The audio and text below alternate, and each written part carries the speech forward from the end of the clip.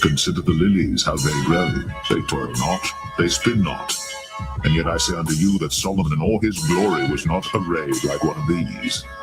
If then God so clothed the grass, which is today in the field and tomorrow is cast into the oven, how much more will he clothe you, O ye of little faith?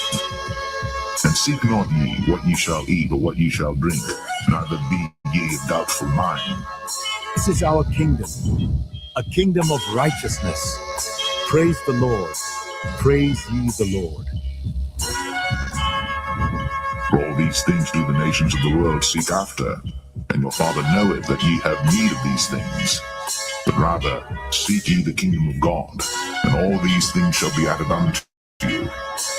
Fear not, little flock, for it is your Father's good pleasure to give you the kingdom. Sell that ye have, and give alms.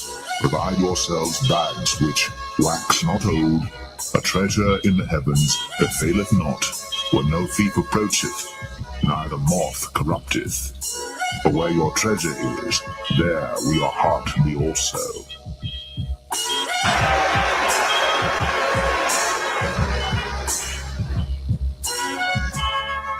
To the kingdom of Israel! Yahweh Hashem, Yahweh, Yahweh Hashem, Yahweh, Yahweh Hashem, Yahweh, Yahweh Hashem, Yahweh. The election, an aristocracy, meaning rule of the best, a group or class considered superior to others, a government by the best men in the state, a governing body composed of the best men, and that's elected. We're about to have it all. All right? Psalms 37 and verse 11. And it reads, "But the meek shall inherit the earth, and shall delight themselves in the abundance of peace." That word for peace in the Hebrew is shalom, which goes into safety, soundness in body, meaning we're going to truly have rest, welfare, health, prosperity, peace, quiet, tranquility, contentment. So we're going to fully enjoy the planet Earth. We're going to rule and exist within the Lord's creation as we were created to do. I'm ready to rule the world, man. How about you? Let the golden light of this sunset guide our hearts in peace.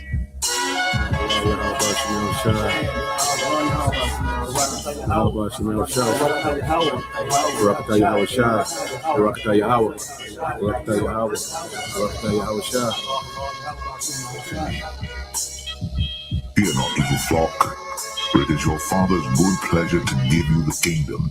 Sell that ye have, and give alms.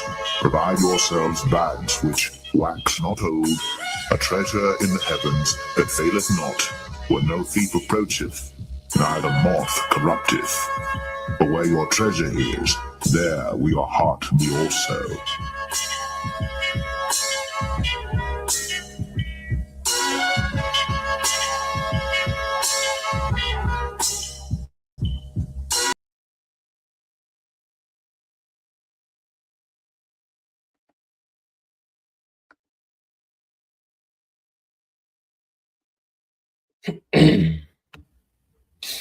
All right.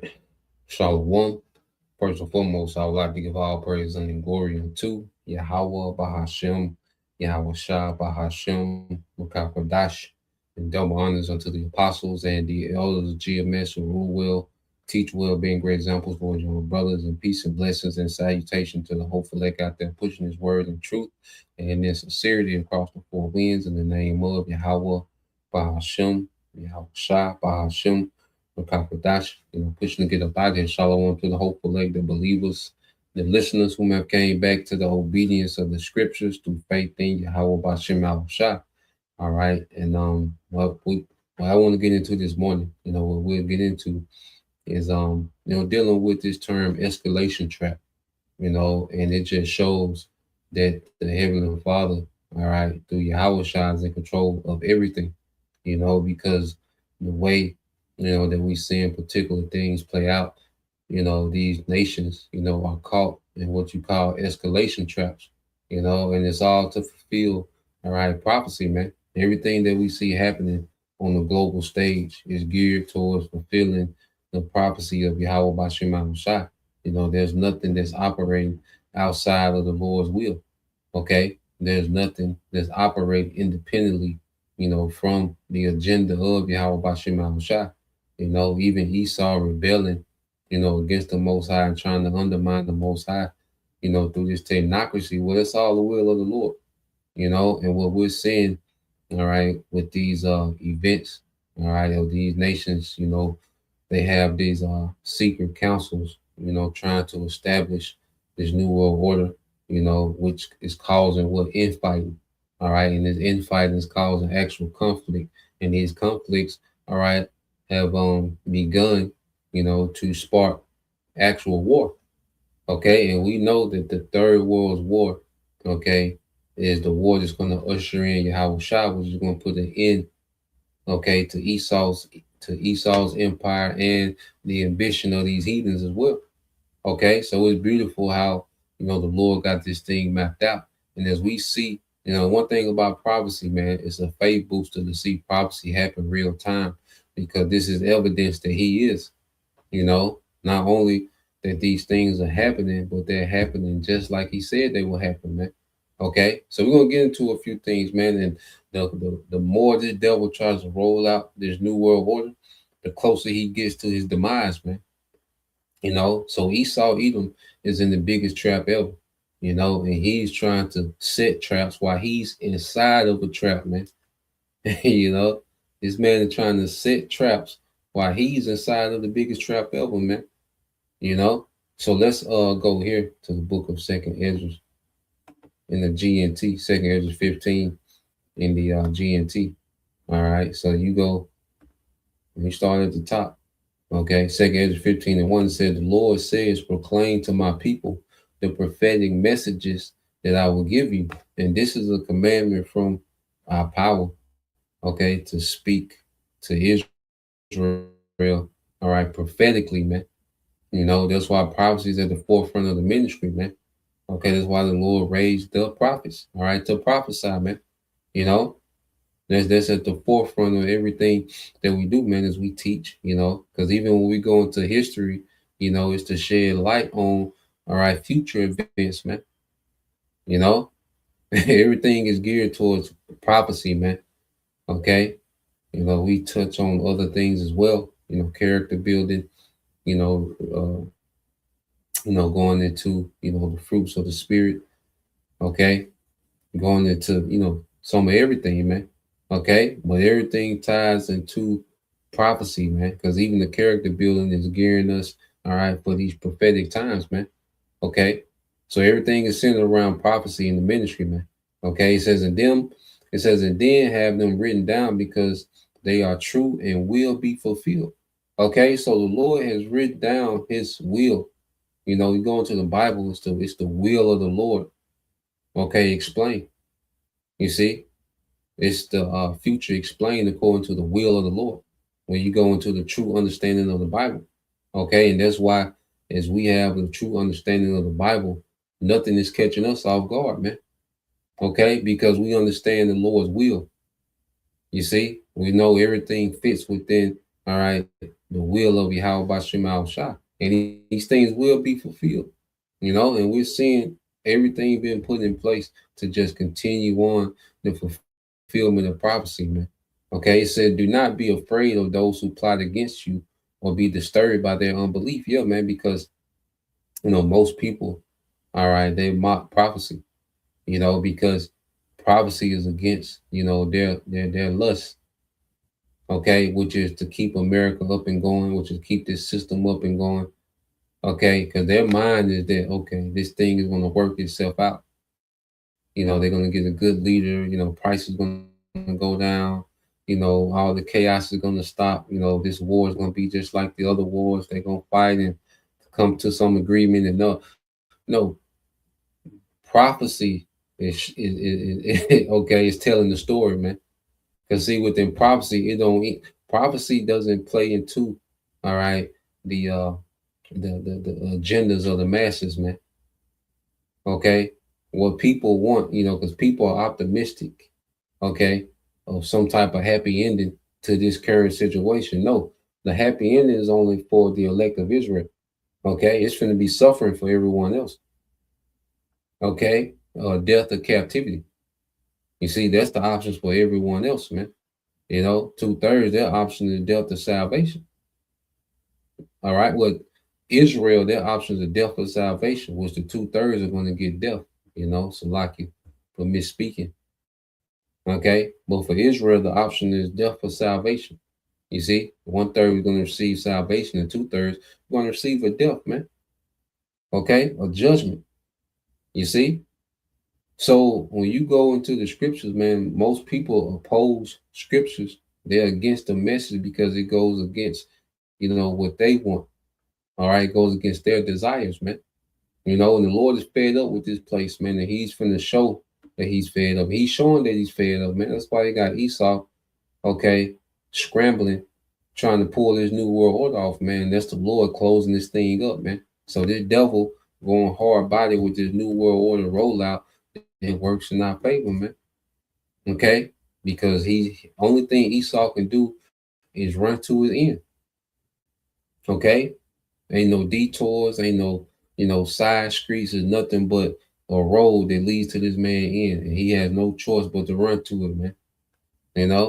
It says all unbelievers will die because of their unbelief, and this you Israelites, man. And we're not here to make you believe. We're here to tell you what it is, man. And if you believe or not, that's between you and the Most High, man. Okay, but a lot of people, they're gonna die in their unbelief. Okay, because people think that their belief is required. Okay, before prophecy can go forward. Nah. Okay. Matter of fact, your unbelief only plays into prophecy, man. You see, verse 5 it said, the Lord says, I am going to bring terrible disasters on the whole world, war and famine, death and destruction, man. That's why this is called what? World War III. Because there's going to be many fronts that's going to open up in this war. And we know the main, all right, battleground, okay, is going to be, in their region, okay, what they call Megiddo, okay, or what they call the Middle East, but really, Western Asia, okay, over there modern day, Syria, you see, in their region of the earth, man, okay, which their region been on fire for a while, okay, but things are only going to escalate, man, okay, war is going to increase, famine is going to increase, death and destruction is going to increase, man, okay, and they're talking about when they start this war again, they're going to start, striking critical infrastructure, man. Okay. Power plants, desalination plants. You see, which is going to cause what? Famine, death, and destruction, man. And these things are going to escalate. Okay. Because Iran said, okay, the war already regional. And they said if America strike again, now the war going to go global. Okay, see, things only escalate. It ain't like it died down and they, are at the stage to before February 28th. No, this war, all right, when it kicks back off, it's going to continue where it left off. Okay, and it's going to escalate from there.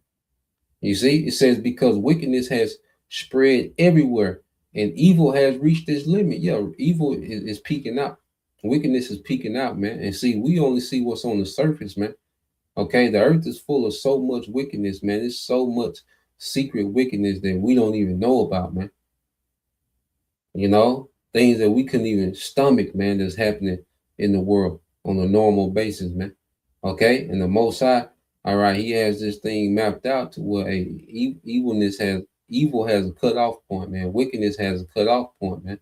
Okay, and by the events that we see happening, all right, the Lord is at the point to where He's finna cut off wickedness, man. Okay? That's why these events are happening, man, because the Lord is getting ready to address wickedness in the earth, man. Prophecy is a response, all right, to the wickedness, all right, that has saturated the earth, man. Spread everywhere. All these governments are tainted, some more than others, but all these governments are tainted by the wicked rulership of Esau Edom, man. Verse 8, it said, I will no longer remain silent about the wickedness of these godless people. I will no longer tolerate it. They have murdered innocent people, and the blood they have spilled cries out to me for revenge, and the souls of the righteous are constantly pleading for vengeance, man. So now there's an outcry, as the Lord has raised up, the prophets in these last days. Okay, and through the prophets you have, a church of believers, a body of believers, man. Now there's an outcry against this devil, man. There's a major outcry. See, the prayers of the righteous, they go to the heavens, man. They go through Yahweh Shai and go to the Father, man. With the angels take them to Yahweh Shai, okay, is to present these prayers to the Father, man. These curses, we put up curses daily, man. Daily we should be putting up curses, man. A day shouldn't go by without us putting curses up on this place, man. Because they're reaching to the heavens, man. And that's why the Lord is beginning to make moves, man. Okay? We're witnessing prayers, okay, being answered, man.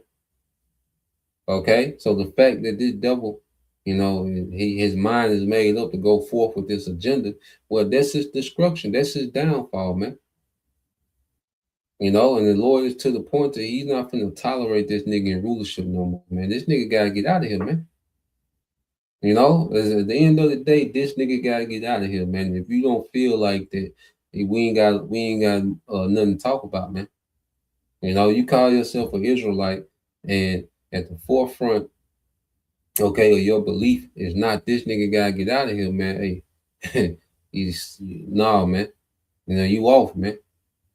Okay, it's to the point now where if this nigga is not the main concern, okay, you off, man, as an Israelite, man. Okay, because it's to the point because we all got differences and particular things, man. But one thing about the elect, man, they agree on the doctrine, okay, and they agree on that this nigga got to get out of here, man, and we're awaiting a righteous kingdom, man. Okay. So let's read down. It says, let there be no doubt, says the Lord, I will hear the plea of all innocent people who have been murdered, and I will take vengeance for what has been done to them, because it's written to be martyrs in these last days, those that are going to die in Yahweh Shai. Okay, and when you see, because it's going to be the same time that the MOTB is mandated, to speak about those that will be headed for refusing to bend the knee. Okay, and that's how everything is going to speed up, man, because that's one thing too, man, like being a martyr in Yahweh Shai, man, that's another sign that, okay, be right here. Okay, because the MOTB is mandated at this point. Okay, and now that opens up the war to go nuclear and Yahweh Shai to return, man. So it's not going to be long, when it gets to the point to where the Lord start allowing, martyrs in his name before he comes in revenge. All right, before he comes with that great vengeance, man. You see, he said, my people are being led to the slaughter like a flock of sheep. They will no longer have to live in Egypt, man. Yeah, so the Lord is going to intervene. You see, the Lord is, the Heavenly Father is setting the stage for Yahweh Shai to come and intervene in the affairs of the earth, man. Okay, that's what's happening, man. That's the Most High's agenda, is to set the stage, all right, for Yahweh Shai to come and intervene, man, and shut all this down, man. Okay, it said, I will use all my strength and power, okay, which he's going to use, great strength and power, because you can't measure the Most High's strength. Okay, it's immeasurable. Okay, because in the KJV it says he will use great strength and power, okay, to bring them out of the land, and that's going to be through prophecy. All right, and their main prophecy is Yahweh Shai, his return, which Yahweh Shai is coming back, with great power that he's received from the Father. Okay, it says, I will bring disasters upon the Egyptians, the worst, as I did earlier, and I will destroy their country. Okay, and this is what we're seeing. Okay, the Lord is destroying, Okay? America, man. You see? And the elites got their agenda to where they do want to weaken America for their new world order. But see, the Most High is going to keep going way beyond the agenda of the elites. Okay? He's going to keep this thing going. All right? Ain't no breaks, ain't no stoppage, ain't no, see, right now is more, it's the elites, they're trying to do a controlled demolition.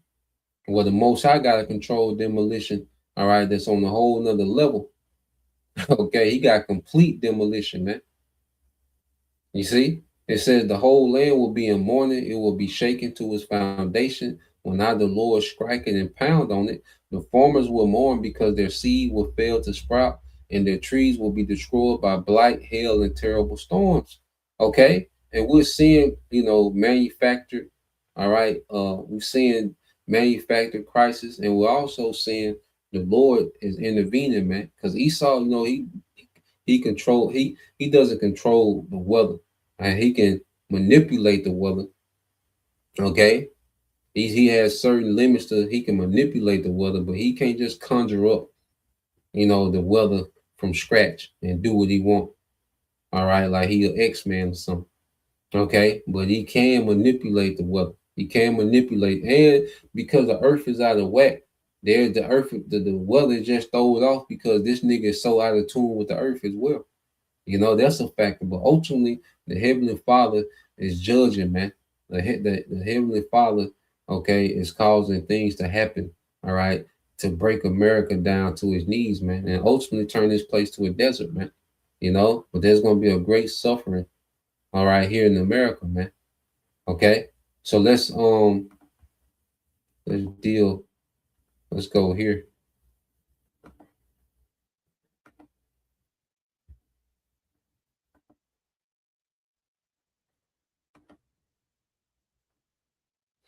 Let's go here and we'll slow it down a little bit. So this is something that's not getting reported on, man. Western drought threatens life as we know. All right, no one is talking about it. So let's play a little bit of this. In the last century. We're here with our one of our favorite guests, Tony Heller, an environmentalist, geologist. He's got a BS in geology. He's an electrical engineer, a teacher. He's testified at the first congressional hearing in support of wilderness in '72. He's got a broad, successful career in science, education, environment, engineering. He analyzes climate science claims and is the founder of RealClimateScience.com. Welcome back to the show, our good friend Tony Heller. Hi, Tony. Hey, Jimmy. It's good to be here. Now, I'm going to show you this. I have this video sped up a little bit. It's about 5 minutes long. It's about the drought that's happening right now in Western United States, and I can't believe that everybody's not talking about it. So, I want to come back to you and get you to tell me all about it. Here we go. Hoover Dam is now the deadliest water failure in recorded history of the American continent. Hoover Dam has gone dark for the first time in 90 years. Lake Mead has dropped to 953 feet, 3 feet above the elevation where the turbines physically die. Las Vegas has banned outdoor irrigation and drained the fountains on the Strip. Arizona has cut farm water allocations to 9% of normal. 40 million Americans across 7 states get their drinking water from one river, and that river is barely there. The Bureau of Reclamation used a word in writing that no federal agency uses without lawyers in the room: Deadpool. But here's the detail that tells the real story. The water managers who pulled the kill switch on Hoover Dam on April 9th did not call it an emergency. They called it a foundational system failure. The bathtub ring on Lake Mead is now visible from satellites, 10 stories of missing water carved into the canyon walls. And the snow on the Rockies that is supposed to refill it this spring never arrived. The mountains are bare. The turbines are silent. And the people in charge of the largest water delivery system on the continent are admitting on the record that the climate the system was built for no longer exists. The countdown to April 9th was not a surprise. It was watched. On April 1st, Lake Mead sat at 953 feet. The minimum power pool elevation is 953 feet. That is the entire margin between a functioning dam and a dead one. On April 4th, the Bureau of Reclamation convened an emergency briefing with water managers from Nevada, Arizona, and California. One senior engineer in the room described it later as the quietest emergency session he had ever attended. Nobody argued. Nobody pushed back on the data. They just looked at the numbers and understood what they meant. On April 7th, the United States Geological Survey released a secondary analysis that carried the weight of a verdict. Without significant unforeseen precipitation, which the National Weather Service rates at less than 3% probability before June, Lake Mead reaches dead pool elevation by late summer. Dead pool is not no power. Dead pool is no flow. The Colorado River physically stops moving through the dam at all. On April 9th at 10:47 in the morning Mountain Time, the Bureau formally suspended hydroelectric generation. The turbines spun down. The power output flatlined. 90 years of uninterrupted operation through World War II, through the post-war Vegas boom, through every drought the 20th century produced, and now, silence. To understand what failed, you have to understand where the river actually begins. The Colorado does not start as a river. It starts as snow. Storms cross the Rockies and drop frozen water across mountain ranges in Colorado, Wyoming, Utah, and New Mexico. That snow sits, packing down for months at high elevation like a frozen savings account. In spring, it melts slowly, drains into streams, feeds the Colorado River, and fills two massive reservoirs, Lake Powell behind Glen Canyon Dam and Lake Mead behind Hoover Dam. From Lake Mead, the water moves downstream to Las Vegas, Phoenix, Tucson, Los Angeles, San Diego, and the Yuma Farm Belt, before what is left of it crosses into Mexico. The Natural Resources Conservation Service publishes a monthly snowpack report for the Upper Colorado, and water managers read it the way a pilot reads a fuel gauge. In April 2026, the number next to the critical zones above Lake Powell was not 10% of normal. It was not 5%. It was 0%. 0%.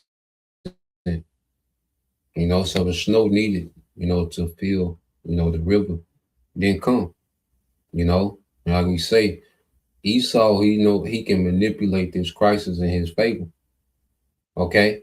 He can manipulate this in his favor because he can't stop snow from falling. He can't create snow. There's certain things, because even when you go into cloud seeding, when he makes it rain, well, you got to have clouds to do cloud seeding. Okay, and where do the clouds come from? The Most High. Okay, now like I say, he's able to manipulate things. All right, and this devil, he's able to take, certain, weather, events. All right, and use it to his favor. Okay, and you can tell that they're using this to sabotage, all right, crops, man. And water supply. They want depopulation. Okay, and water is and water shortages. All right, going to play a major factor in depopulation, man. Okay, once you had 0% of the snow needed, all right, and that doesn't happen, and the Most High not involved, man. Okay, just like with Katrina, I remember watching some documentaries, and you said, and it was an Edomite, one of these Edomite higher ups. Okay, he said Katrina did, in one weekend what we've been trying to do for 20 years. They've been trying to flood New Orleans and gentrified and do whatever wickedness they had playing or whatever, a money grab with the insurance and this and that.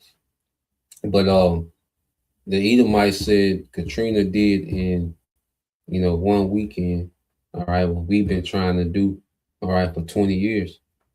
Okay, I remember, I never forget that Edomite said that, man. Now they did blow the levees, all right, but the storm itself, okay, that was sent from the Heavenly Father, man.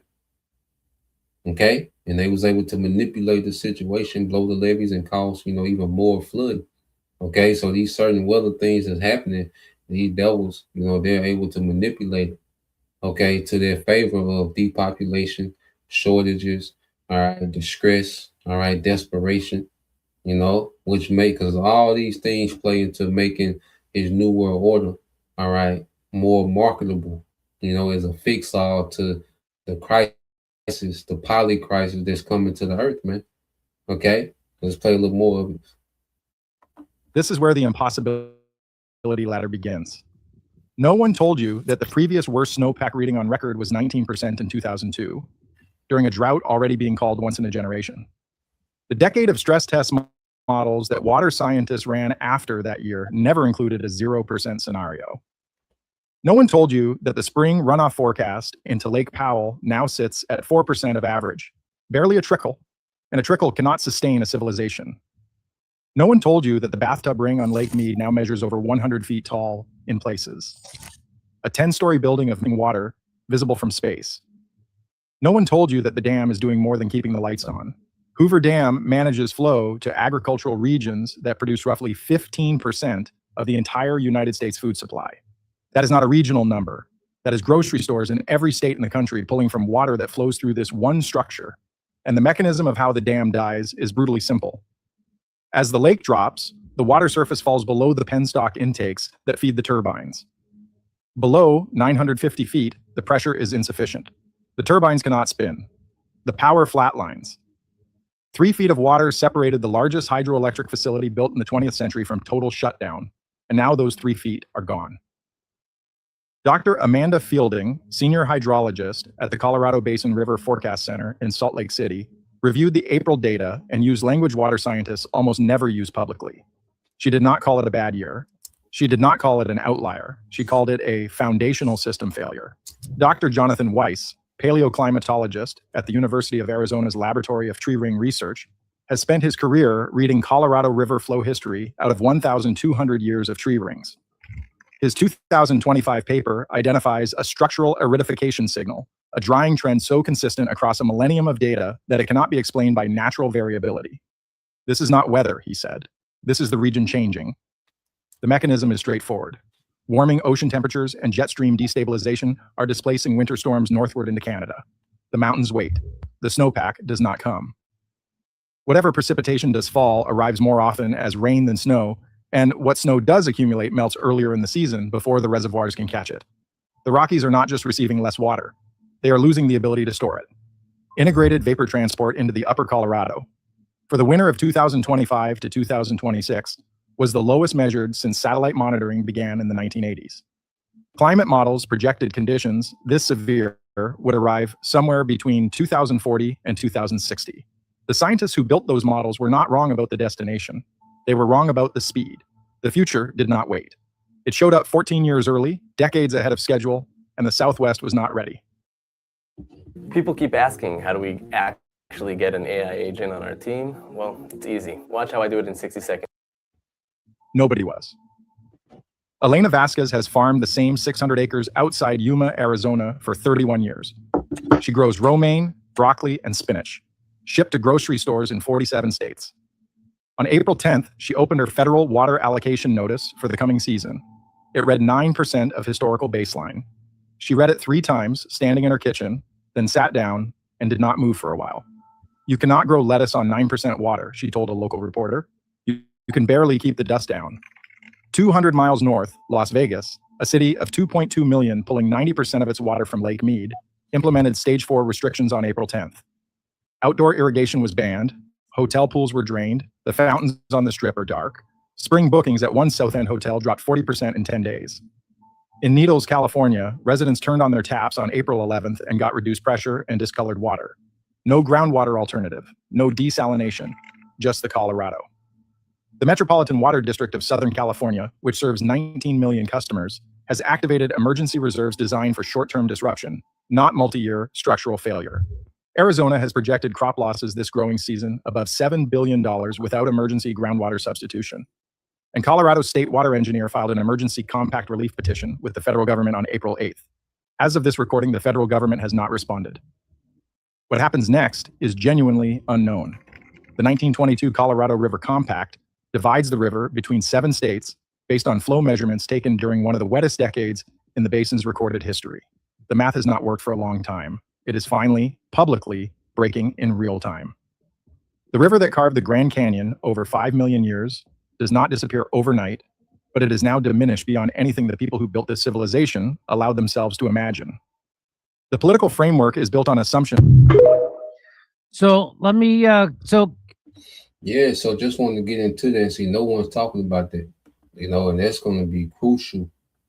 Okay.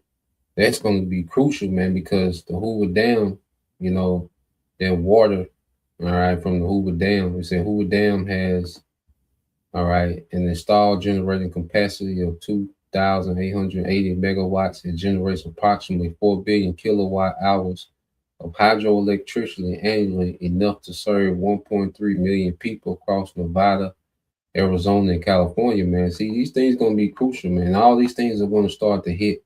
You know, the way the Lord got it, man, it's like these things are gonna hit back to back to back. You know, the energy crisis, the water crisis. All right.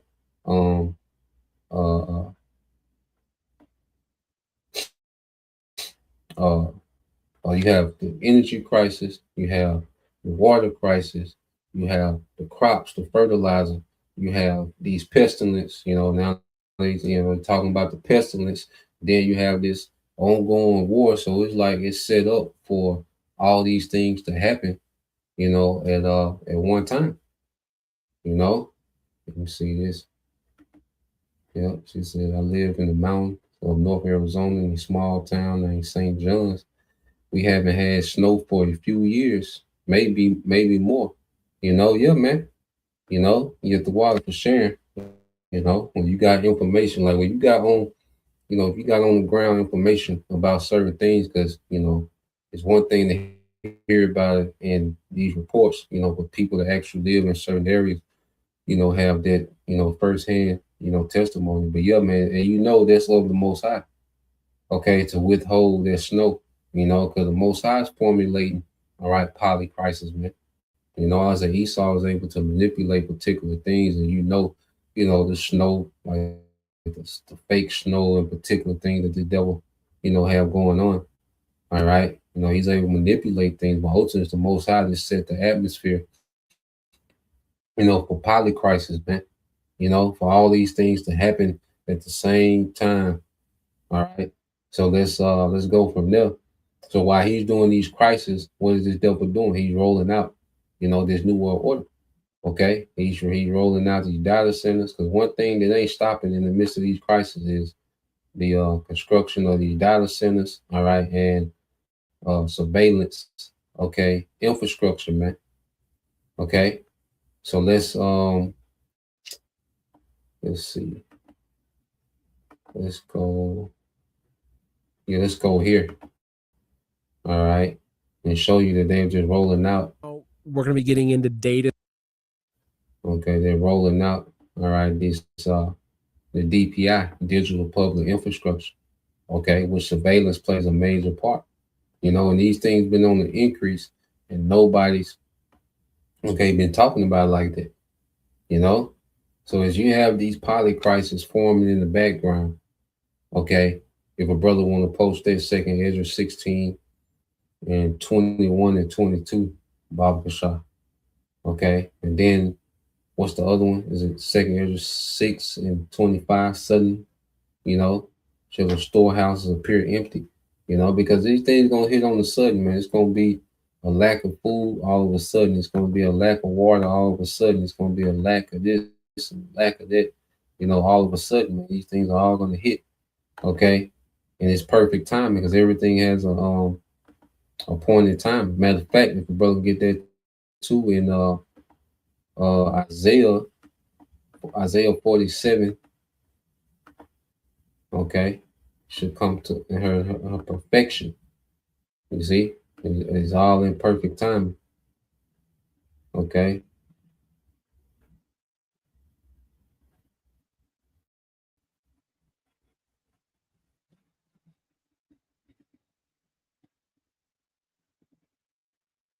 You also go there. Let's get Isaiah 47, verses 8 and 9. Baruch Shah. Yep. Isaiah 47, verses 8 and 9. All right. Well, let's get these here from the brother. It's the brother GMS Spiritual Arc. All right, 144. All right, this is our second Ezra 16 and 21. Said, behold, victuals shall be so good, cheap upon earth, that they shall think themselves to be in good case. And even then shall evils grow upon earth, sword, famine, and great confusion. Okay, sword, famine, and great confusion. Okay, so people don't see that evils are growing upon the earth. They don't see that the water shortages, the dams, the hydroelectricity, they don't see all these things in the background. Because one thing, because the war is a thing, was the Esau get people, to be over focused, okay, on one event, but there's many events that's happening, man. You know, there's many things that's happening, and then he pushing propaganda, a lot of things that really, all right, don't matter. You know, he use certain narratives to have these spin-off, okay, that really don't mean nothing, have people distracted, and Trump tweets, okay, then what's really happening, in the war, what's really happening, with droughts, what's really happening with the shortages, and you know, so everybody, a lot of people are distracted. You got the finals, you see the playoffs. If nigga know more about the playoffs than okay these crises that's growing in the earth, man. These shortages, okay. So people in their mind, just because they're able to, go to the bar, get a few beers and watch the game, they don't understand the evils that are growing in the background. Okay, sword, all right, more war, all right, more civil unrest, famine, and great confusion. You see, and you keep reading, all right, verse 22, and it says, "For many of them that dwell upon the earth shall perish of famine." Many people finna starve, man, and you can see the atmosphere is being set up for that, man. Okay, you're gonna have your manufactured crisis, your manufactured famines, and the Lord is really making it to where crops not gonna grow. You know, and be actual shortages, man, and see people consume so much, that when things get scarce, man, when that supply, is hindered, man, hey, things are gonna, hey, things are gonna disappear soon, and people's access to food, okay, is gonna disappear. And what do you think that he's gonna present, okay, as a way to get access back to food, man? I know, because these devils got, warehouses and food, stored up because they want to distribute. Because the New World Order is based on them distributing. Okay, it's what they call a rationing system anyway. Okay, so they want to create an atmosphere for where people get used to rationing systems anyway. Okay, and then in order to get, to get access to the ration food, man, he's going to present that sea hill, man. Okay. It said, "For many of them that dwell upon the earth shall perish of famine, and the other that escape the hunger, all right, shall the sword destroy," man. With this, through civil unrest, the violence, the domestic violence, the local violence that's going to take place, okay, or whether you get sent to war, or whether, you're just here when the missiles come, the ultimate sword, man. Okay. So you survive, all right, the sword. Okay. Well, guess what? Uh, if you just survive the famine, well, guess what? Okay, we still have, people are gonna be warring over food, and then you're gonna have ultimately the missiles that's coming over here, man. The ultimate sword. Okay, so judgment. All right, no, there's no escaping this judgment, man. Okay, Isaiah 47:8 and 9. This is your brother Mark Ball. It said, "Therefore, hear now this, thou that art given to pleasure, that dwellest carelessly, that sayest in thy heart, I am, and none else beside me. I shall not sit as a widow, neither shall I know the loss of children." Okay, and this is the mind, okay, of the American public, man. Okay, they is so used to crisis happening all over the world, in their life, just going on, unhindered. You see, America is used, all right, to listening to crisis on the news while their life goes on unhindered, unbothered. Okay, they dealt with some high gas prices before, a riot, here and there. Okay, but for the last, especially since the Civil War, America really hasn't been through, a lot like these compared to these other nations, man. You know, and especially since after World War II, when the American dollar became the world reserve currency, man. Because there's things that the American economy can get away with that other nations can't get away with because they have this petrodollar, all right, Ponzi scheme, man. Okay. But see, that's finna come crashing down. Everything's finna come crashing down. All right. American exceptionalness is finna be destroyed. Okay. It said, "But these two things shall come to thee in a moment, and one day, the loss of children and widowhood, they shall come upon thee in their perfection, their perfect timing, all right, for the multitude of thy sorceries, man. Okay, because this is the motherland of witchcraft and wickedness, man. Okay, over here in America, man. Okay, so let's play this. You know, I was like, these things are going to happen in perfect timing, man. You know, it's in the scene like the Lord got it set for them to happen back to back to back to back, man. You know, so let's play this. Oh, we're going to be getting into data centers. Okay. So for one, this is a short little video. So I've covered this before. So, and if you're not really caught up with this, so in Box Elder, Utah, they're building this massive, I think it's a 40,000 acre, I think it's like 62 square miles, if I remember correctly, this data center. And the town, like they basically, they all opposed it and they voted against it, but it still was passed. But then we found out that it was going through the MIDA, which is the Military Installation Development Authority. Right, so it is a quasi-state entity. But anyway, so this is a short video of this is the Governor Cox of Utah talking about this data center being built. Because again, if you think that while I have seen a lot of success stories of local towns organizing and stopping data centers from being built, you're also seeing there are examples where it doesn't matter what the locals think because it's the military is coming in. It's government contract. They're basically bypassing. It doesn't matter what your vote, right? It just doesn't matter. So watch this 15 seconds. Watch this, and just listen. Okay, this is the governor of Utah, kind of trying to explain why they just shafted the people in Box Elder and allowed the building of this to continue. This 40,000 acre, just insanely massive data centers. So watch this.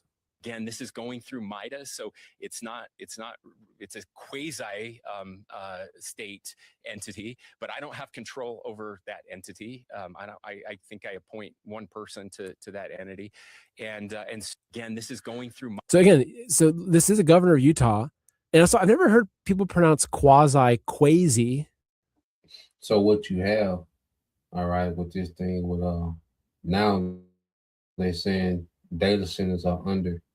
All right, what you call MIDAS, which is military, okay, and infrastructure development authority, okay, and when something is linked to the military, well, it's under national defense, okay. Well, guess who pays for national defense? Taxpayers. And if something is for national defense, well, no one has authority, all right, to to go against it because it's for the sake of national defense. So no matter what you vote locally, say that, local counties get together and vote against, this new data center. Well, look, this is for national defense, so there's nothing to vote on. Okay. This got to be done. And see, the governor of Utah, all right, which he says he only appoints one of the 8 members of the MIDA board, but really he appoints 5. And see, these locals are being bought out. Okay, these governors are bought out. They're bought and paid for. All right, the county level officials, they're bought out and paid for. Okay, there's no one in the American government that's working on behalf of the American people. Okay, they bought everything out. Okay, these people, and then they buying it out with the tax money. The money that they're using to buy these people out are coming from tax money. So now that they got data centers, all right, under the banner of military, okay, linked with military and national security, okay, now speaking against it can deem you a domestic terrorist, okay, and then if something is added to defense, okay, if the data center is now a defense asset, it can be added to the military budget, which these major Google and Meta, all right, XAI, ChatGPT, OpenAI, and the video, whatever, now they don't have to spend their money on these data centers. No, this gonna come out to taxpayers' money. Because remember, Trump asked for 500. Well, he signed an executive order to allocate $500 billion, all right, to data centers. Okay. Now, in order for him to do that, all right, he has to link it to some type of government spending. So the American military budget was already right at $1 trillion. Okay. So how much money did Trump and Pete Hegseth request from Congress for next year's military budget? Okay. $1.5 trillion. So that's $1 trillion plus 500 billion. You see?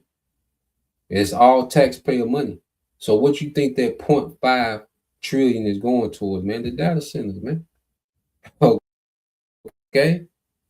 So this devil, he got all these loopholes and wickedness and word games that he play, with his law, but that's what this nigga is doing with his data centers, man. Not only are taxpayers going to pay for the construction of the data centers, then they're going to afford the electricity bill. They're going to split it amongst the locals, man.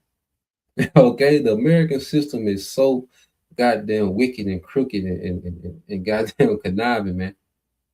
You see, just looking at these things, I'm not an economic expert, man, but just dealing with the basics and seeing how this shit works just a little bit, it's like, god damn,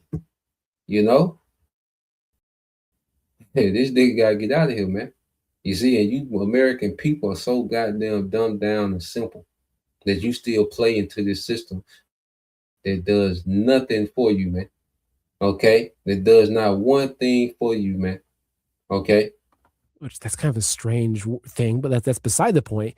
But here you go. Here's the governor who's basically saying, "Hey, look, this isn't my fault. This is kind of above my head, right?" So obviously, this is a federal level thing that's happening that they've kind of come in and they're building this massive data center.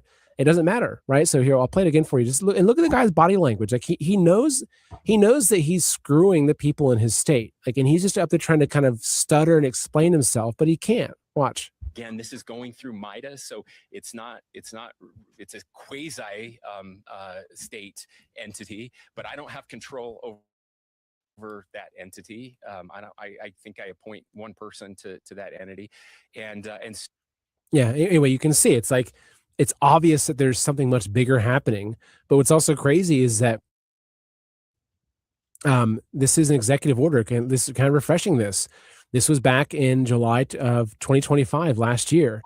So we're seeing this in action now. This is an executive order called Accelerating Federal Permitting of Data Center Infrastructure, right? Signed by Mr. President Trump. Okay. It says, by the authority vested in me as president by the Constitution and the laws of the United States of America is hereby ordered. And he basically goes in, okay, my administration has inaugurated a golden age for American manufacturing and technological dominance and surveillance of American people. Oh, no, sorry, he didn't mention surveillance in that. That was me.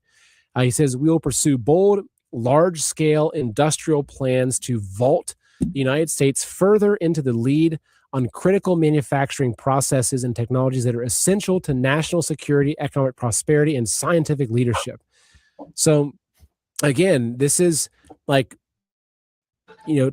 Trump, to me, his last term, to me, like it's like, how would you sum up Trump in his last term? For me, it was Operation Warp Speed. Okay, that was it. It's like he did a lot of great things, but there is a one thing called Operation Warp Speed that I cannot remove that from my brain. As much as I want to try to look the other way and trust the plan, this guy was the center of Operation Warp Speed. But if you look at what's happening in this administration now, it's data centers, it is big tech, it's Palantir, it's Meta, it's Amazon, it is it's data centers. I mean, this is one of the big things that Trump, and not to mention it's the Strait of Hormuz, right? It's working together with Israel or on behest of Israel, or however you want to kind of angle that one, and shutting down the Strait of Hormuz, which is potentially going to cause catastrophe around the world. That's just the reality of what it is. Okay. So again, we look back, this has been part of the plan. This is what they're doing. But the thing is that these data centers, though, it's like they always talk about them. Oh, it's for AI. Oh, it's for, for jobs and technology. It's the AI arms race. And okay, yes, there is some truth to that, but in my own opinion, these are the surveillance nodes, right? This is what's that AI doing? They're not building all these AI data centers so people can, make videos of cats driving cars with AI. These data centers are being built for AI to process data. What is that data? It's the data they're collecting on all of us. That just is the sober reality of it. That these data centers are the Death Stars of the surveillance state that's being built here in America. And one of the big things that's being built on this is Flock.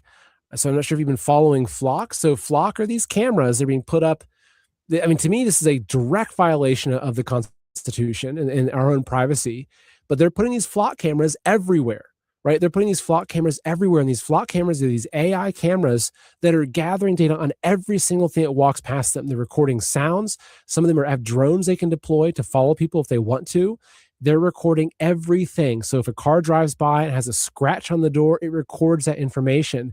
It feeds it to law enforcement. It feeds it to, I'm sure that this is kind of plugging into whatever these centralized hub is of surveillance of the American people. But look at this, okay? This is mind-blowing.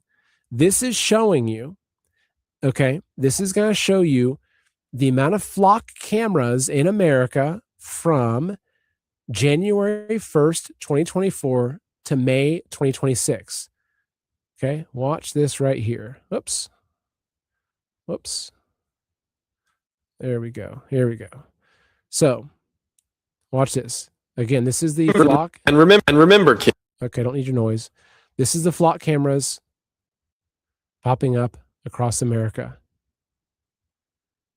Okay, right here now we're in 2024, October, November 2024. 2025.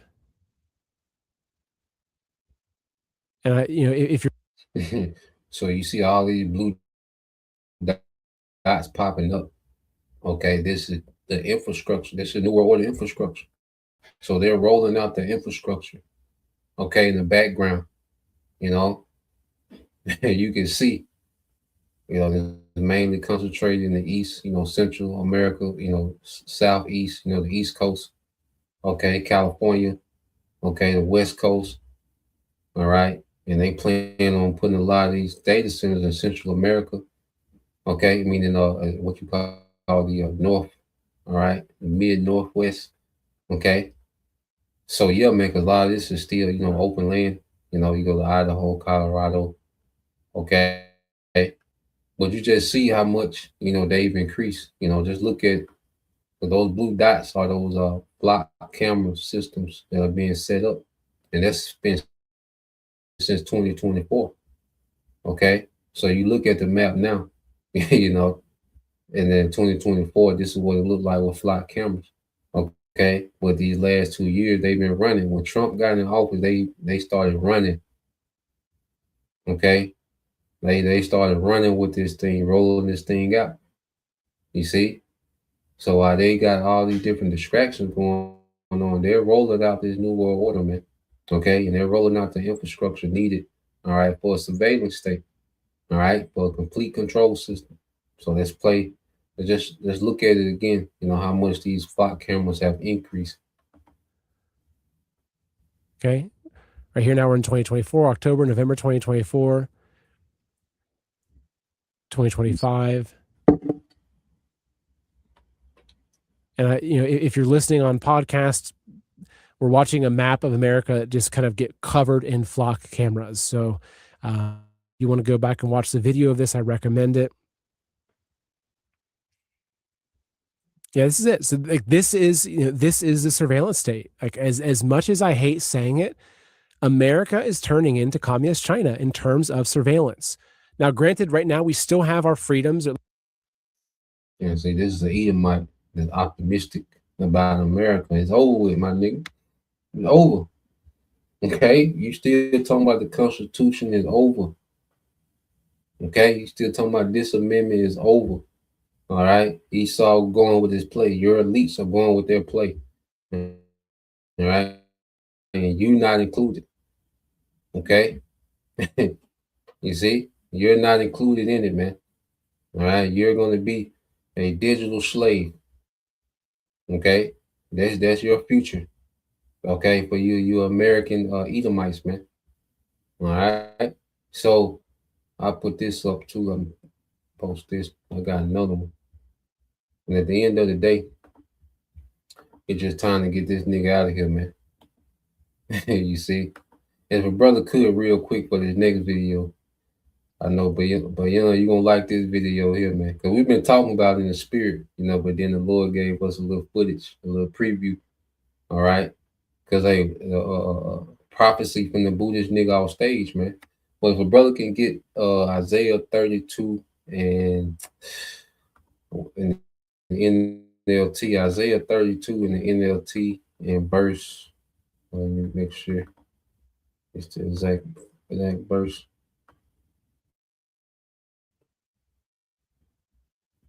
Yeah, Isaiah 32 and 5 in the NLT. Okay.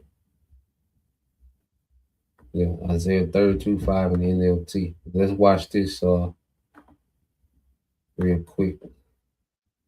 Let's go here.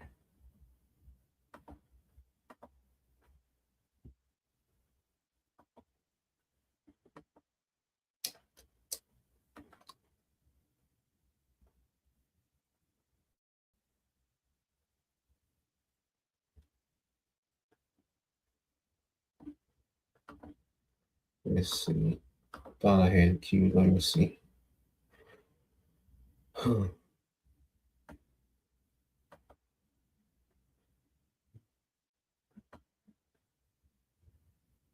here you go. Yep. Yeah, because we've been talking about it, man.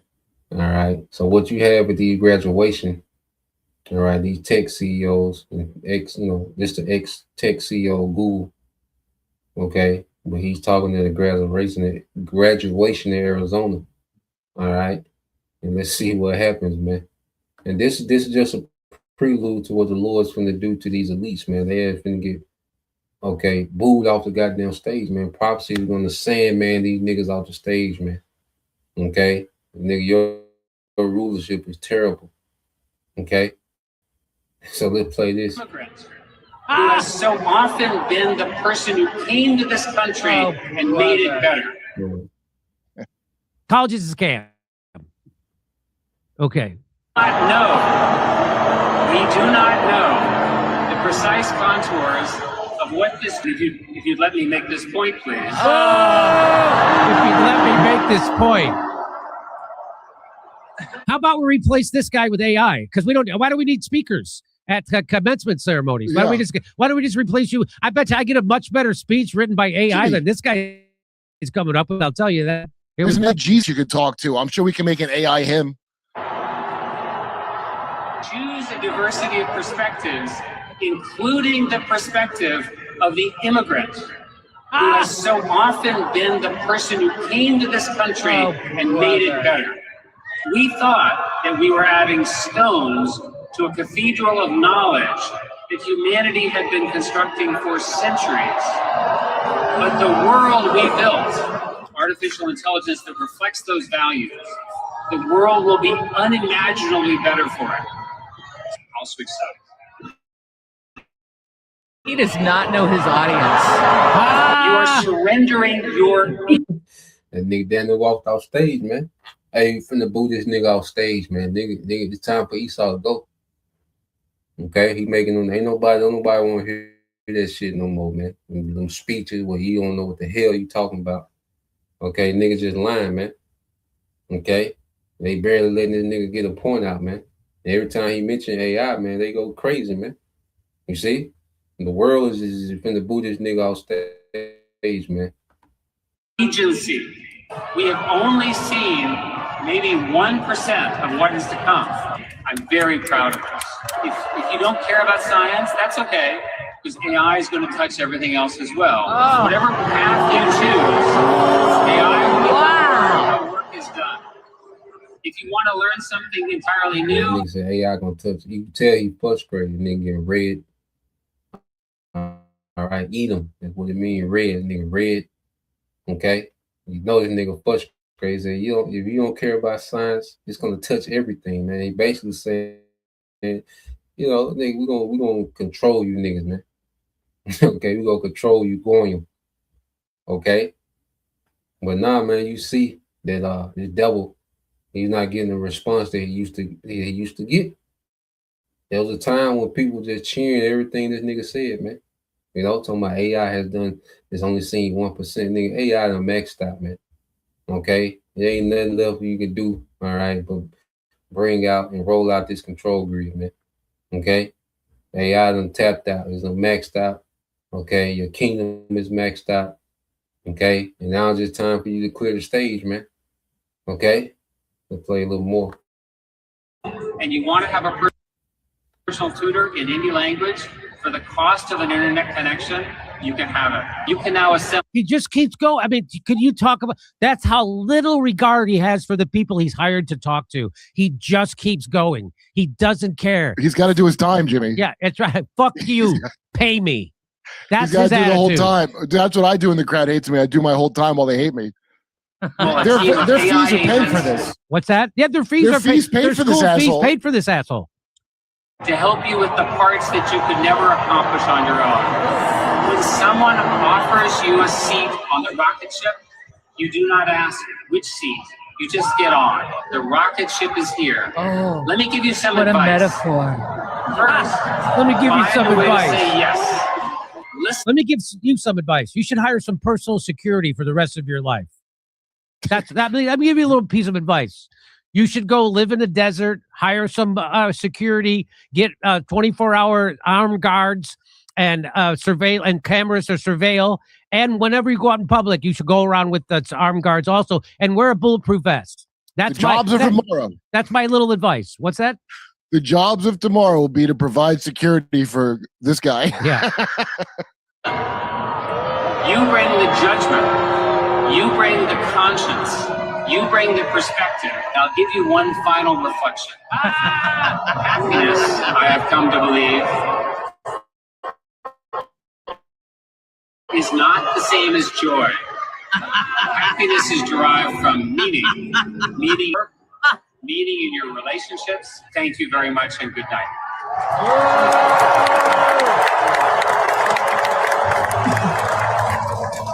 Get this nigga out of here, man. And that's the only time they cheer when that nigga left, man. You know, and that's the spirit in the earth, man. Scriptures talk about how the fir trees rejoice. If a brother want to put that in, you know, Isaiah 14. So you have another Edomite woman, all right, and you can tell she crumbles, okay? Let's play this one, this little Edomite. This is a Bachelor of Arts graduation, and here's this. I don't know who this woman is who's speaking, but look, I mean, these people are shocked that they're not excited about the tech bros taking their jobs away and their future away. And yet they still have to pay off their student loans without jobs because they made it illegal for you to declare bankruptcy and expunge your student loans. You can get rid of all kinds of debt. That's always been a compact. You can always declare bankruptcy and start over in the United States. Around the world, you could do that, except you can't get rid of your student debts and you can't get rid of your medical debts. Guess who runs your country? What? Here we go. The rise of artificial intelligence is the next industrial revolution. Oh.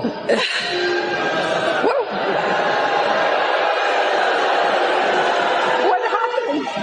What happened? Oh, I reminded them that their jobs are all going to be gone and they still have to pay off their student debt and they can't afford a house. What happened? Oh, what happened is you got exposed as being an out-of-touch piece of it. That's what just happened. Is that the chick from Friends, the blonde chick? Who's that? Wait, he goes, when someone offers you a seat on the rocket ship, don't ask what seat it is. Just get, like in the wheel well or storage, luggage. Yeah. Just be grateful. Okay, I struck a chord. Yeah, that chord would be a F flat, and that F is F-U. Oh, I struck who is this? I don't know who this is. Could you try to find out who this is? Dude, imagine you're going to be out in debt and you paid for this asshole to come and blather Can you to imagine about that? your replacement? Now, AI means Asian Indians, right? I'm kidding. Come on. May I finish? It's so funny you're not going to have a job. Only a few years ago, Oh boy. AI was not a factor in our lives. They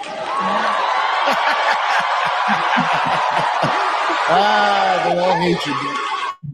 All right. How? I mean, at no point did that. There's a. Yeah, just time to pack them Edomites up, man. You know, let's get a couple precepts, and then we'll segue to this escalation trap too. You know, dealing with this war. So,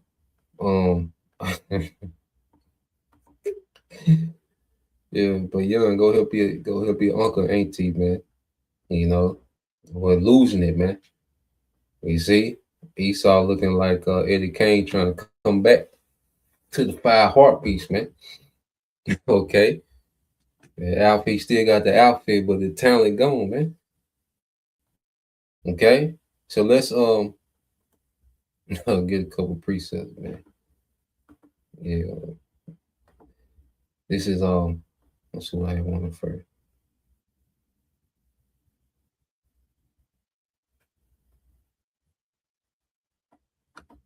This is the brother, all right, GMS Spiritual Art 144, Isaiah 14:7 said the whole earth is at rest and quiet, and they break forth into singing. Because you see when that first nigga, Eric Schmidt, whatever that nigga name is, and he worked $43 billion, man. Niggas don't care.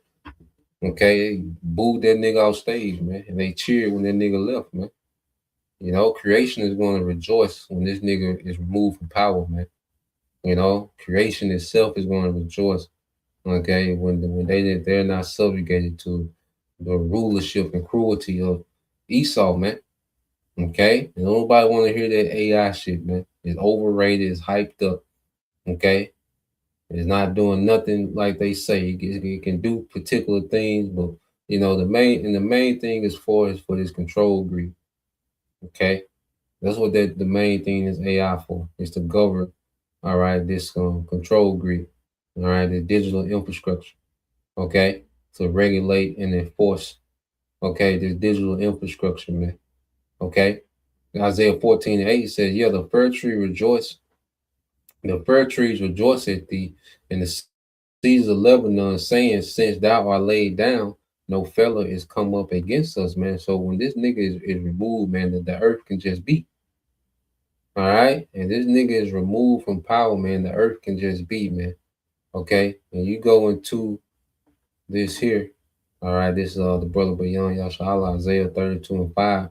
It says, "In that day, ungodly fools will not be heroes, scoundrels would not be respected, man. No respect for these niggas, man. Okay, get this nigga off stage, man. You know, every time this nigga open his mouth about AI and with them BS promises that he used to making, and this nigga getting booed out of there, man. Okay, and it's just going to increase, man. But that's the spirit that's in the earth, man, is to get this nigga off stage, man. Okay, so let's go from there.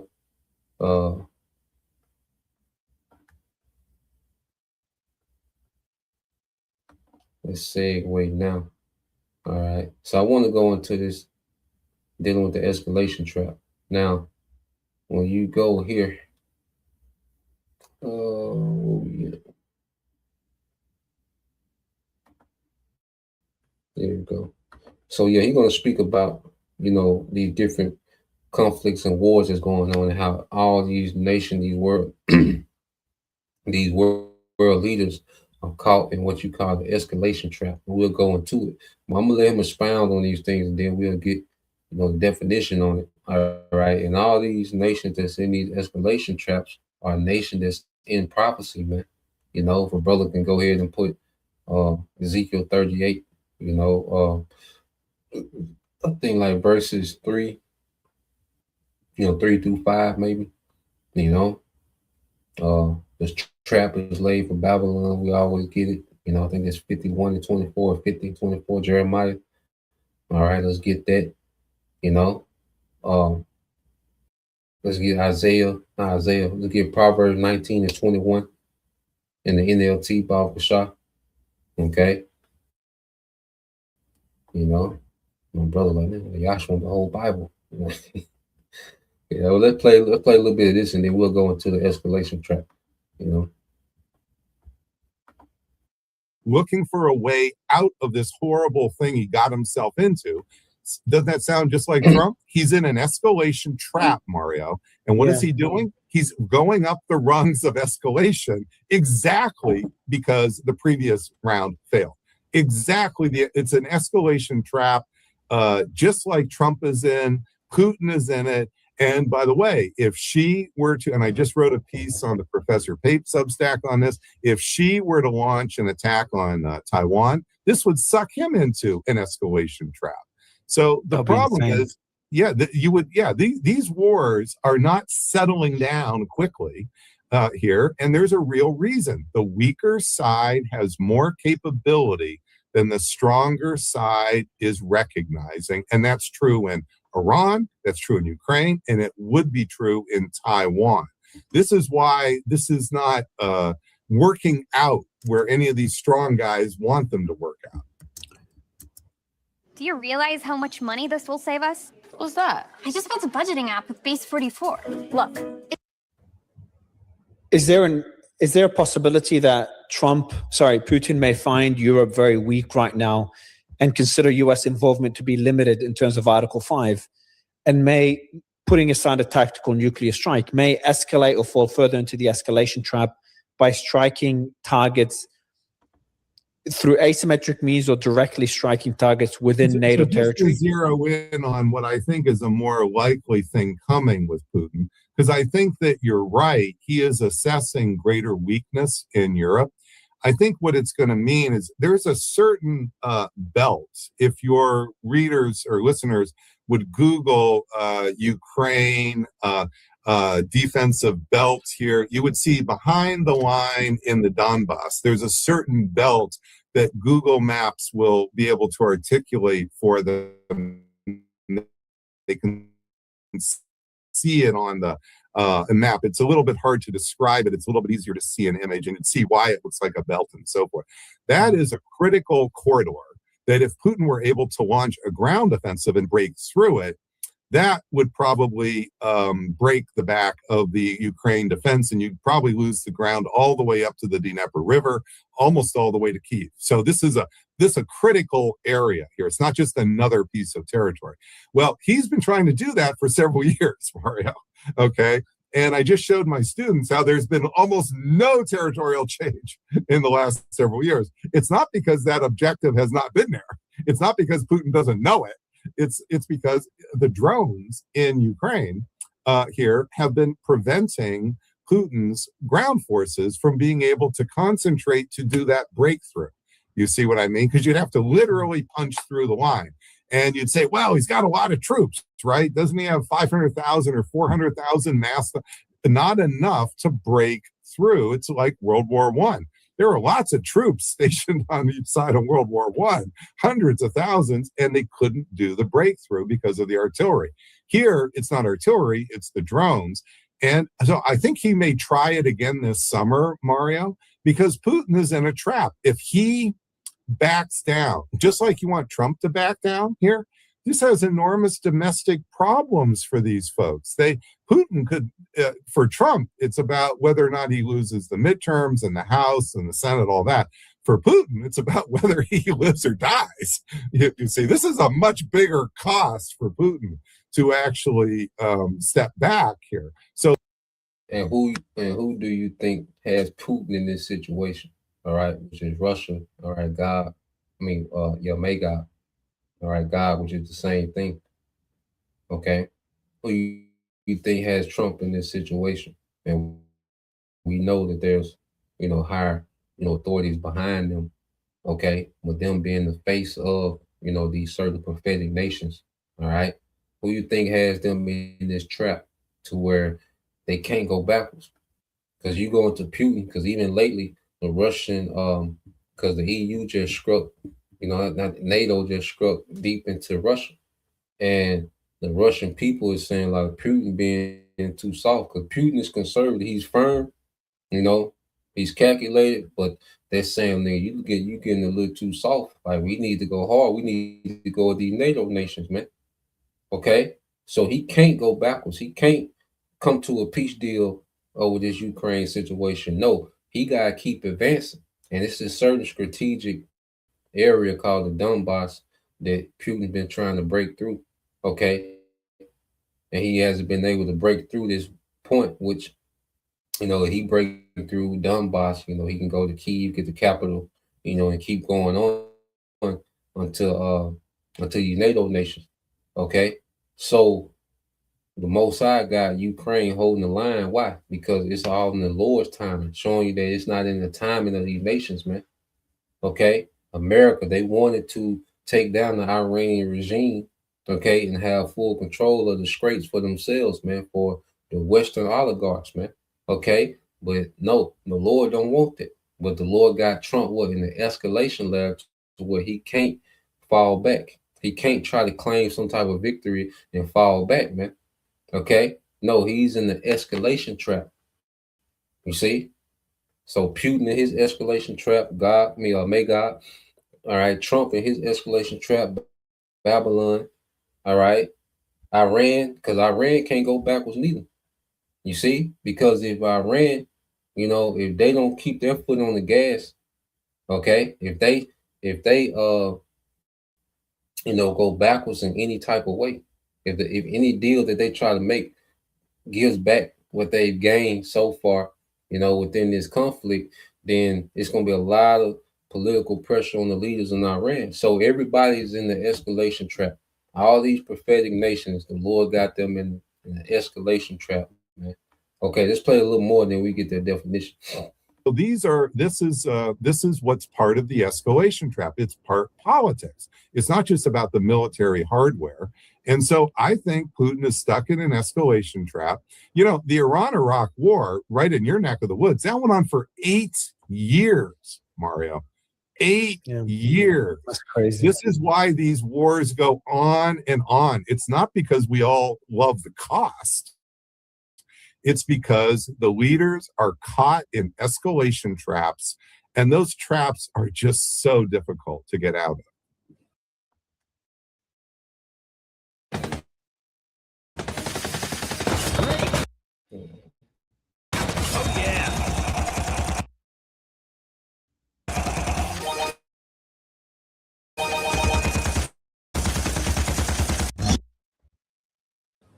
And ain't no getting out of it. You see, there's no getting out of it, man.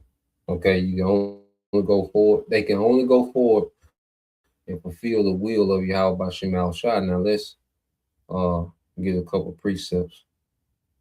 Okay. Then we go into the definition. So when you go to let's see. Let's get this one first. All right, this is on Proverbs 19:21. It says, this is Brother Mark Abal. It says, you can make many plans, but the Lord's purpose will prevail. So you can make many plans, but only the purpose of Yahweh Bashim Al Shah will prevail. So people can make many plans, okay, from, these world leaders, all right, these generals and, these economists, these corporations, everybody can make plans, but it's the Lord's purpose that's going to prevail. Okay, and what we're seeing is the Lord's purpose prevailing, and his purpose is within prophecy, man. Okay, ain't no sidestepping prophecy, man. You got to roll with it. Okay, you got to play your role. Okay, you have to play your role in prophecy, man. Ezekiel 38 and 3, it says, and say, this is Brother Spiritual Ark 144. It says, and say, thus said the Lord power, behold, I'm against thee, O God, O chief prince of Meshach and Tubal. All right, so Russia, has been assigned to be a chief priest. And these nations all come under the banner of Russia militarily. Okay, and Russia is going to be at the forefront. All right, and Russia is going to be, all right, a major player, all right, in this opposition to Babylon. Okay, Babylon and these small hats, man. You see, verse 4, and it says, And I will turn thee back and put hooks into thy jaws, and I will bring thee forth in thine army, horses and horsemen, all of them clothed with all sorts of armor, even a great company, okay, with bucklers and shield, all of them handling swords. Yeah, so this is a military alliance that the Lord is putting together. Okay, the Lord is in full control, all right, of Russia, okay, of China, of Iran, of America, okay, of Turkey. You see, and the Lord is preparing, all right, a war. Okay, and he's putting all his alliances in place, man.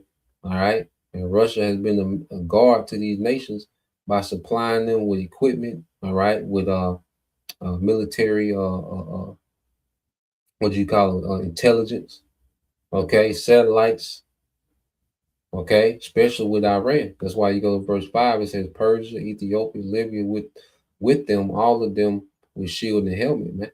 Okay. So we know, all right, that when it comes to these conflicts, we know what nations are going to align, and we know what they're getting ready to do, man. They're getting ready to come west, man. These kings of the east finna come west, man. Okay, and it's all within the timing of the Lord, because they're all in the escalation trap. All these, these deals that these oligarchs, these elite families got in the background, and these global agendas. Well, guess what?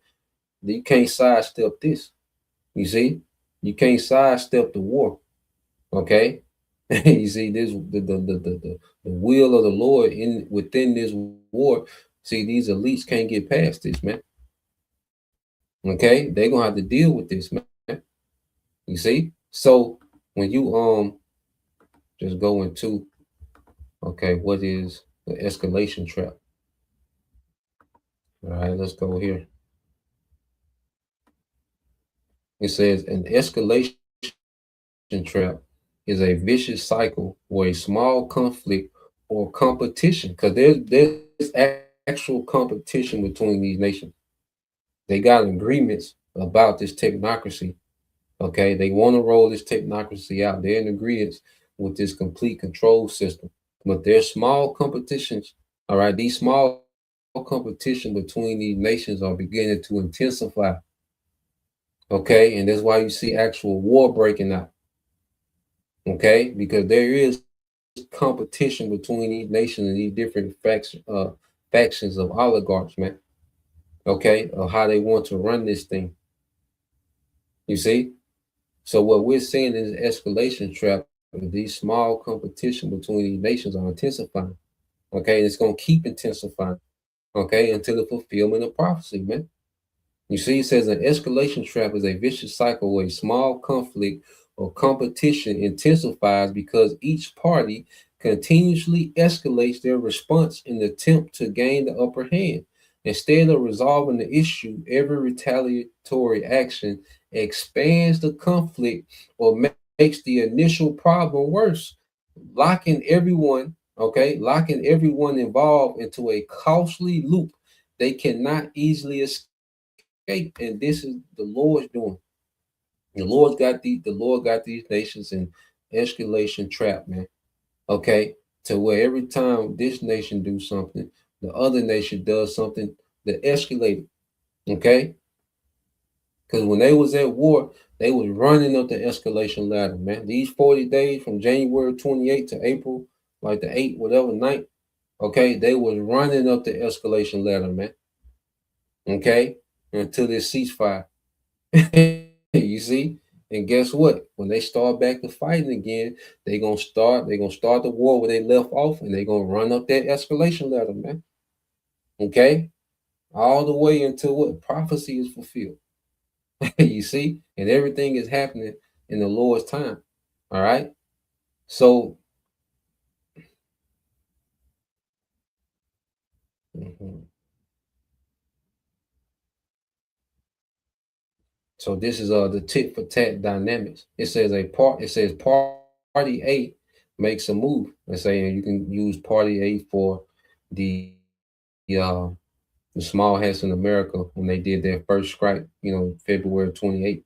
Okay, so they made their move. They killed the supreme leader. They destroyed a school, a girls' school, and it says so Party A made their move. America's a small hat.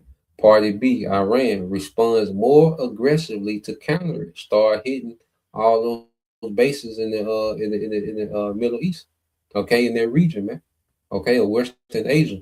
All right, it says causing Part A to escalate even further. All right, for the small hats in America, what did they do? They escalate further.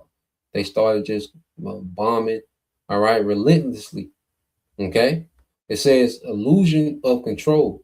All right, leaders often initiate limited tactical actions like precise airstrikes or aggressive business negotiations, believing they can control the outcome, only to find the adversary reacts unpredictably, widening the crisis, man. Okay, and you know they knew particular things could happen. Okay, but you have to remember, America gambled on this thing being over quick. Okay, they gambled on that situation with Iran to be over quickly. Okay, they want a regime change. All right, like Venezuela. You know, they expected a little more resistance, man, but they didn't fully know how far Iran was gonna go with it. Okay, of course they knew that their bases, because they moved a lot of their personnel into hotels, and guess what? Iran started hitting the hotels. You see,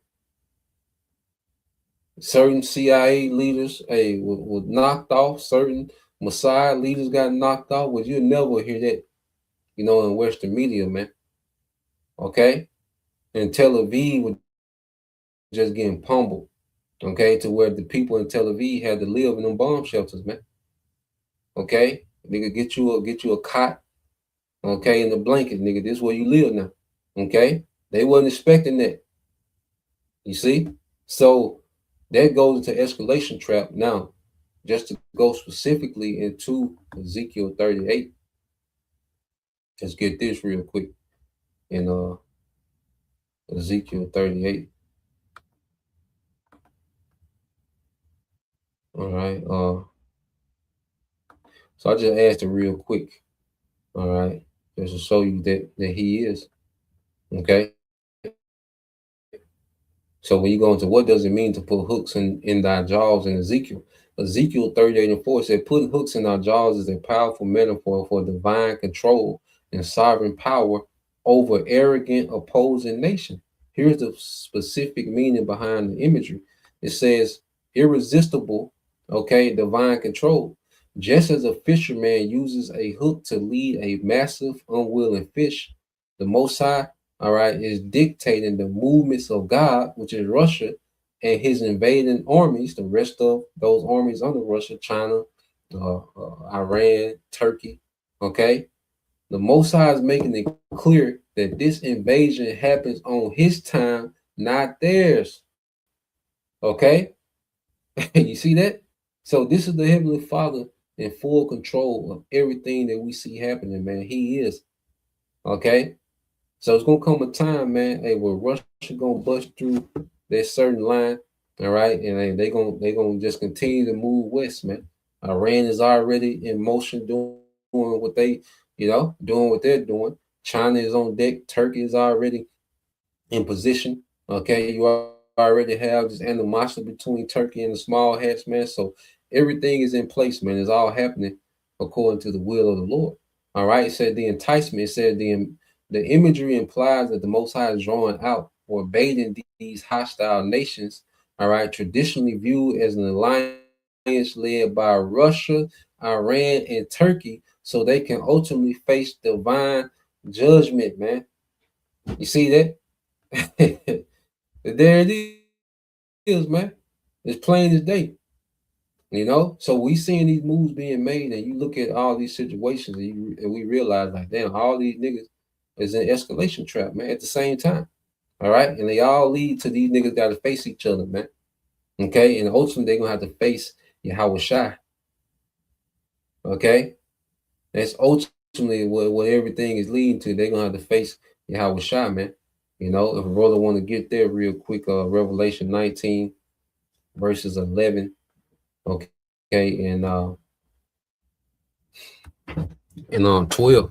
Okay, so let's get this real quick. This is the brother. This is the brother GMS Spiritual Arc 144, Jeremiah 15:24. Says, I have laid a snare for thee and thou art also taken, O Babylon, and thou was not aware. Thou art found and also caught, because thou hast striven against the Lord Yahweh Bashem Shai. Thou art found and also caught. Okay. So Esau has walked in, the elites have walked into this trap, man. Because the elites are behind, these nations, and how they move, but who's controlling the elites? The Most High. Okay, and the elites have walked Babylon into this snare. Okay, the oligarchs of Russia have walked Russia into a snare. Okay, the higher ups of Iran have walked Iran into a snare. Everybody done walked into this trap, man. Okay, and Babylon finna be turned to a desert behind this. See, Babylon gonna get it the worst. This has the worst implications for Babylon, man. Okay, verse 25, it said, the Lord have opened his armory and brought forth the weapons of his indignation. For this is the work of the Lord of hosts in the land of the Chaldeans, man. And the weapons of his indignation are these nukes, man. All right. And America has been the most proud nation in the earth against the Most High. Okay. And that's why America is going to get the worst judgment, man. Okay. Nuclear destruction, man. Okay. Death by fire. You see? So we go to Revelation 19:11, GMS Spiritual Heart 144. It says, and I saw heaven open. It's Yahweh Shai coming from the spiritual realm to this realm. They're coming through their portal, man. Okay, and behold, a white horse, all right, the chariot, okay, their father chariot, their massive chariot, man, all that power. Horse goes into power, man. You see? It says that white goes into pure power, man, from another realm. So John the Revelator is seeing pure power from another realm into this realm, man.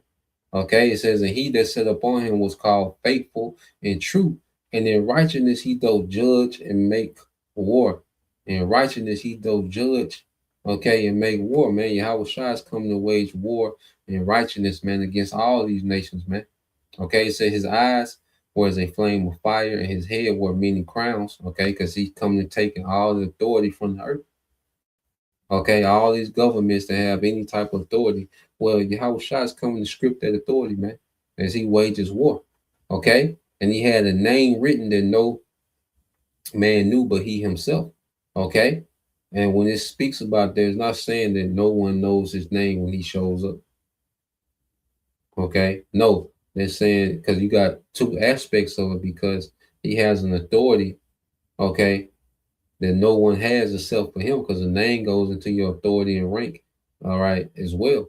And then himself, which goes into the body of Yahweh Shai, okay, because only the elect truly reverence the name of Yahweh Shai, okay, truly, not only just the elect not only can just verbalize the name of Yahweh Shai, but we reverence and we submit to the authority of Yahweh Shai, man. Okay? Well, we have the name, all right? So this madness about the name, we have the name, man. But only the elect have a true, all right, reverence for the name of Yahweh Shai, man. Truly submit to the authority of that name, man. Okay? And it says, Revelation 19:13, it says, and he was clothed with a vesture dipped in blood, and his name is called the Word of the Most High, which is a title. Okay. And the armies, verse 14, and the armies, all right, which were in heaven followed him upon white horses, clothed in fine linen, the rest of the heavenly host. Okay, white and clean. You see? Let's go here. And out of his mouth, all right, and this the point, and out of his mouth goeth a sharp sword, that with it should smite the nations. All these nations that's in these escalation traps is leading them to Yahweh Shai. Okay, we've been getting into a lot lately, and they shall bring him to the king of terrors, man. So this escalation trap is bringing all these nations to Yahweh Shai. Okay, it says, and out of his mouth, which is the mouth is the opening of the chariot, go with a sharp sword. Okay, and it's gonna be that laser. And it says a sharp sword to show you that this fire that's coming from the chariot is gonna be deadly, man. And it's gonna be a fire that's not of this world. Okay, it's gonna be a fire that can't be conjured up in this realm. He's coming with an utterly worldly type of fire, man. It said that with it, he should smite the nations, the militaries, and he shall rule them with a rod of iron. And it says that he treaded the winepress of the fierceness of the wrath of the almighty power, man, because he's coming with the anger of the Father, man. Okay. The Lord is finna introduce himself. The Most High is finna introduce himself to the earth through his son, Yahushua, man. Okay. In anger, man. Okay. And these nations are going to be conquered and ruled with the rod of iron. Okay. To instill righteousness into these nations, man. And Esau is going to be done away with, because he's not built to get right. Okay. You see? And this is how the Lord from the Buddhist nigga off stage through Yahushua and them chariots, man. Okay? These little college speakings is just the beginning. It's going to end with Yahushua getting your ass off stage, man. All right? For good. So that was the point, just wanted to get into that. So Lord will you brothers, all right, and you few sisters edified once again. We want to give all praise and glory unto Yahweh Bahashem, Yahushua Bahashem, Mekakodash, and double honors unto the apostles and the elders of GMS who rule well, teach well, being great examples towards other brothers. And peace and blessings, salutations to the whole collect. Shalom.